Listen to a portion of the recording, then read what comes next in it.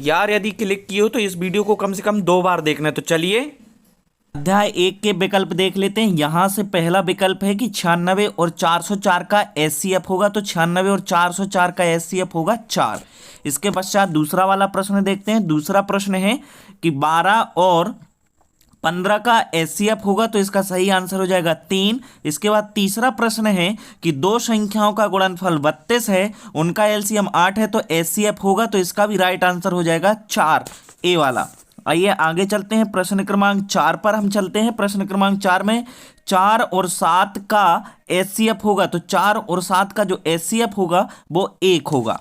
अब चलते हैं प्रश्न क्रमांक 5 पर। तो प्रश्न क्रमांक 5 है किसी पूर्णांक m के लिए सम पूर्णांक निम्न स्वरूप का होता है। जो सम होता है वो 2m के रूप का होता है, तो इसका राइट आंसर हो जाएगा 2m। फिर आगे चलते हैं। प्रश्न क्रमांक 6 को देख लेते हैं।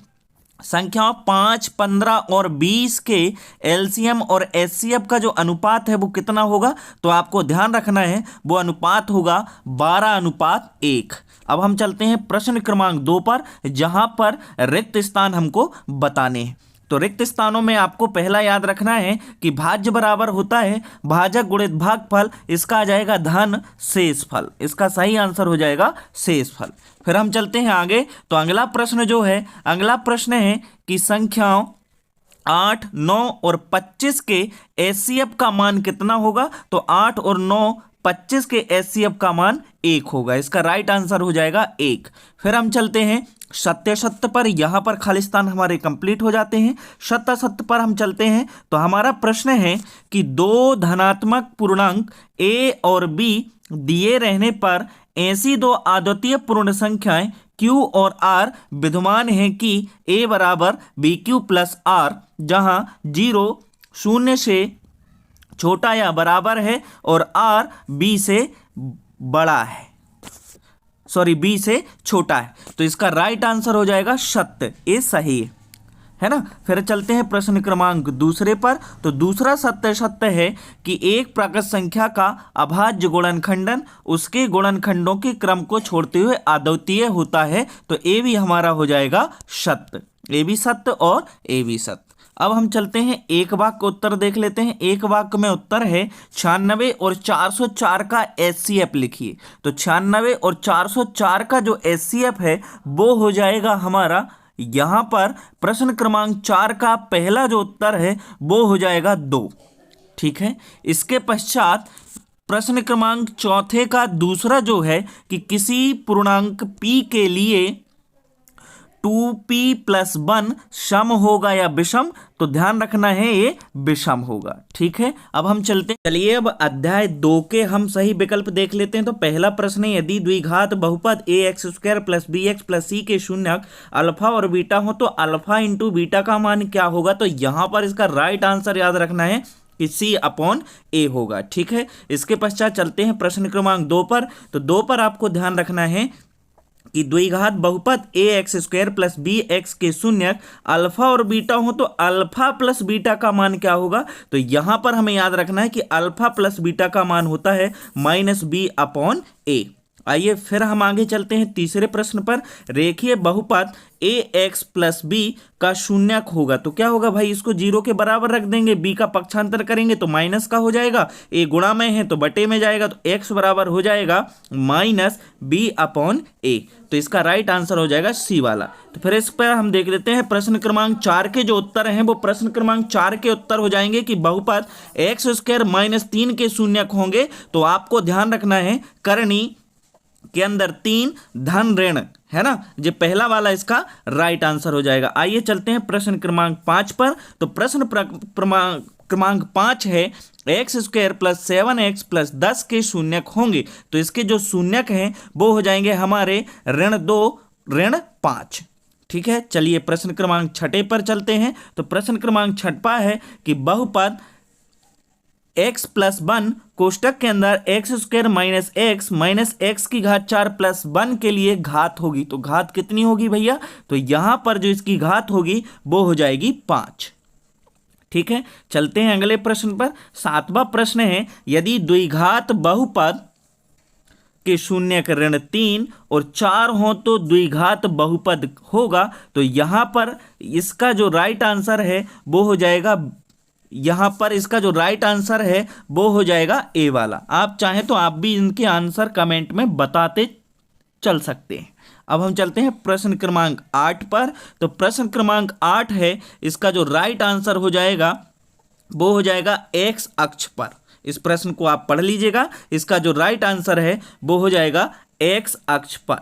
अब हम चलते हैं खालिस्तान की ओर। खालिस्तान देख लेते हैं। तो पहला जो रिक्त स्थान है वो है रेखीय बहुपद ए एक्स प्लस बी का शून्यक है। तो अभी हमने देखा था क्या हो जाएगा, -b/a। ठीक है, दूसरा वाला देख लेते हैं कि दो बहुपदों का गुणनफल, ये बहुत ही इंपॉर्टेंट है तो आपको याद रखना है, एक बहुपद होता है। दो बहुपदों का गुणनफल एक बहुपद होता है। अब हम चलते हैं प्रश्न क्रमांक 3 पर। तो प्रश्न क्रमांक 3, बहुपद x² + 4x + 8 के शून्यकों का जो योग है वो हो जाएगा हमारा तीसरे का राइट आंसर -4। यहां पर आपको याद रखना है कि शून्यकों का योग हो जाएगा -4। फिर हम चलते हैं प्रश्न क्रमांक 4 पर। तो प्रश्न क्रमांक 4, बहुपद x² + 4x + 8 के शून्यकों का गुणनफल। तो शून्यकों का जो गुणनफल है वो हो जाएगा 8। इसका राइट आंसर हो जाएगा 8। इसके बाद यदि बहुपद, जे आपको बहुपद दिया गया है का एक शून्यक ऋण 3 हो तब k का मान क्या होगा। तो पांचवें वाले का जो राइट आंसर है वो हो जाएगा 4/3। तो इसका सही आंसर निकल के आएगा 4/3। यहां पर हमारे सभी रिक्त स्थान कंप्लीट हो जाते हैं। अब हम चलते हैं प्रश्न क्रमांक 3, सत्य असत्य पर। पहला वाला है बीजीय व्यंजक x² - 2 करनी के अंदर x + 7 बहुपद नहीं है। जी हाँ, यह हमारा सत्य हो जाएगा, यह बहुपद नहीं है। फिर इसके बाद दूसरा वाला देखते हैं। तो दूसरा वाला शून्य बहुपद की घात शून्य है। शून्य जो बहुपद की घात है वो शून्य नहीं होती, यहाँ पर ध्यान रखना। तो ये हो जाएगा हमारा असत्य। ये सत्य है, ये असत्य हो जाएगा। फिर है शून्य बहुपद की घात अपरिभाषित है। तो ये सत्य हो जाएगा कि शून्य बहुपद की घात परिभाषित नहीं होती है। फिर इसके बाद हम चलते हैं प्रश्न क्रमांक 4 पर। तो 4 का जो उत्तर है वो हो जाएगा हमारा सत्य। n घात वाले बहुपद के अधिकतम n शून्यक हो सकते हैं। यहाँ पर हमारे सत्य सत्य कंप्लीट। अब हम चलते हैं एक वाक्य में उत्तर देख लेते हैं। तो एक वाक्य में उत्तर आपको याद रखना है कि रैखिक बहुपद की घात कितनी होती है। तो रैखिक बहुपद की घात 1 होती है। ठीक है, इसके बाद दूसरा, द्विघात बहुपद की घात कितनी होती है। तो द्विघात बहुपद की घात 2 होती है। इसके पश्चात त्रिघात बहुपद की घात कितनी होती है। तो त्रिघात बहुपद की घात 3 होती है। फिर चौथा प्रश्न है कि किसी बहुपद px के लिए y बराबर px का ग्राफ नीचे आकृति में दिया गया है। तो px के शून्यकों की संख्या लिखिए। तो देखिए भाई, यदि आप इसको विस्तृत रूप से देखना चाहते हैं तो डिस्क्रिप्शन में मैं लिंक दे दूंगा। बहुत ही आसानी से आप देखते ही इन प्रश्नों के उत्तर देंगे। तो इस वाले में जो कर्व है, जो आलेख है, वो 2 जगह x अक्ष को प्रतिच्छेद कर रहा है, अतः इसके जो शून्यकों की संख्या है वो 2 होगी। चलिए अब अध्याय 3 के विकल्प देख लेते हैं। इससे भी हमें परीक्षा में 2 विकल्प देखने को मिलेंगे। तो पहला प्रश्न देख लेते हैं। पहला प्रश्न है कि निम्नलिखित में से 2 चरों में रैखिक समीकरण है। रैखिक समीकरण ध्यान रखना है। तो जो रैखिक समीकरण है वो एक घात वाला होता है। तो इसका राइट आंसर हो जाएगा 5x + 6y = 7। दूसरा प्रश्न देख लेते हैं। तो दूसरा प्रश्न है a1/a2 बराबर नहीं है b1/b2 के। तो इस कंडीशन में क्या होता है, तो हमें ध्यान रखना है भैया कि इस कंडीशन में निकाय का एक अद्वितीय हल होता है। इसके बाद हम तीसरा प्रश्न देख लेते हैं। तो तीसरा प्रश्न में जो कंडीशन दी गई है इसको भी आपने पढ़ा होगा। तो ये जो कंडीशन है वो कंडीशन है कोई हल नहीं होगा। तो इसका राइट जो आंसर हो जाएगा वो हो जाएगा कोई हल नहीं है। आइए चौथा प्रश्न देख लेते हैं। तो चौथा प्रश्न है यदि a1/a2 बराबर b1/b2 बराबर c1/c2 तो रैखिक समीकरण युग्म का क्या होगा? तो ध्यान रखना है यहां पर अनंतः अनेक हल होंगे, इस कंडीशन में अनंतः अनेक हल होते हैं। तो ध्यान दीजिए यहां पर जो आपको कंडीशनें बता दी गई हैं, तीनों कंडीशनें आपको याद रखनी है, ये परीक्षा की दृष्टि से बहुत ही महत्वपूर्ण है। तो आइए हम चलते हैं अगले प्रश्न की ओर। तो अगला प्रश्न है हमारा 5वां प्रश्न कि रैखिक समीकरण a1x plus b1y plus c1 बराबर 0 तथा a2x plus b2y plus c2 बराबर 0 का आद्वितीय हल होने की शर्त है। तो आद्वितीय हल होने की शर्त हमने अभी देखी थी कि a1 अपॉन a2 बराबर नहीं होता है b1 अपॉन b2 के। ठीक है, घुमा फिरा के प्रश्न आपसे पूछे जा रहे हैं, तो इन प्रश्नों को आपको ध्यान रखना है। यहां से दूसरा प्रश्न है कि रैखिक समीकरण युग्म a1x plus b1y plus c1 बराबर 0 तथा a2x plus b2y plus c2 बराबर 0 का कोई हल नहीं होने की शर्त। तो कोई हल नहीं होने की शर्त क्या है? अभी हमने इसको देखा था। तो कोई हल नहीं होने की शर्त ए हो जाएगी। ठीक है, फिर हम चलते हैं अगले प्रश्न पर। तो 7वां प्रश्न का जो राइट आंसर है वो 7वें प्रश्न का अनंतः अनेक हल होने की जो कंडीशन है वो हो जाएगी सी वाली। इसमें सभी मान आपस में बराबर होते हैं। अब हम चलते हैं प्रश्न क्रमांक 2 में, जिसमें यहां पर रिक्त स्थान पूछे गए हैं। ठीक है, तो यहां पर पहला है यदि समीकरण 2x प्लस 3y बराबर 5 में यदि x का मान 1 हो तो y का क्या होगा? तो देखिए जब इसको आप सोल्व करेंगे तो जो उत्तर इसका निकल के आएगा वो आएगा y बराबर 1।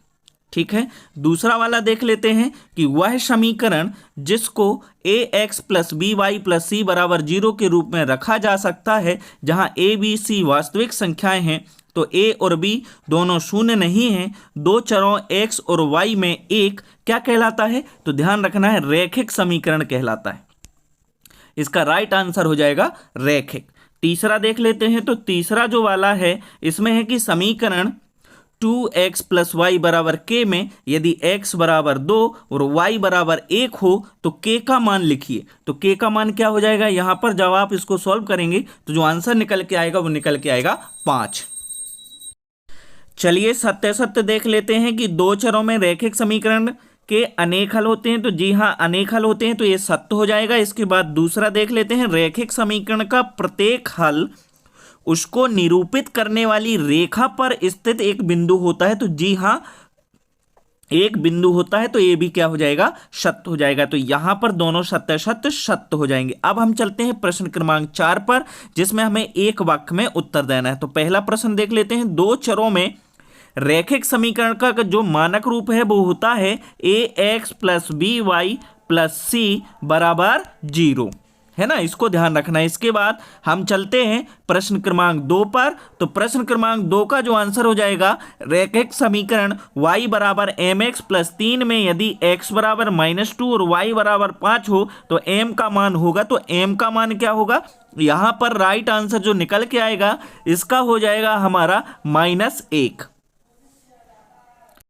यहाँ पर हमारे तीनों चैप्टर कंप्लीट हो जाते हैं। कृपया चैनल को सब्सक्राइब जरूर करें ताकि आपको पार्ट 2 आसानी से मिल सके। Thank you.